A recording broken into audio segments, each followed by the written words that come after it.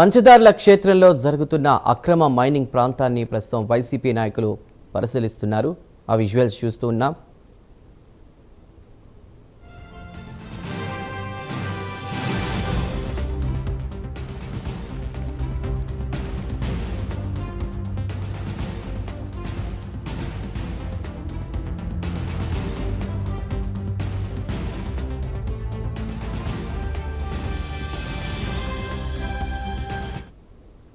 విశాఖపట్నంలో ఉన్నటువంటి పంచదార్ల క్షేత్రానికి సంబంధించిన విజువల్స్ మనం చూస్తూ ఉన్నాం.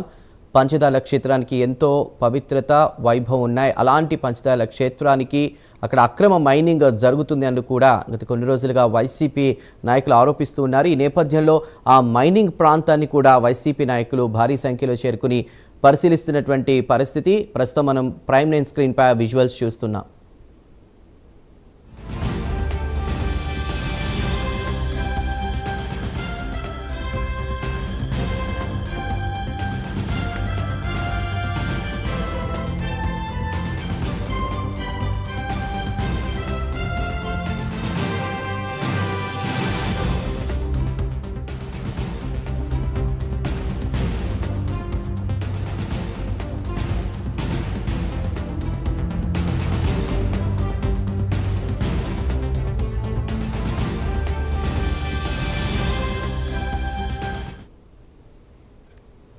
పంచదార్ల క్షేత్రంలో జరుగుతున్న అక్రమ మైనింగ్ పై వైసీపీ బగ్గుమంటోంది. ఈ ప్రాంతాన్ని మాజీ మంత్రులు బొత్స, అమర్నాథ్, కన్నబాబు ఆధ్వర్యంలో వైసీపీ నాయకులు సందర్శించారు.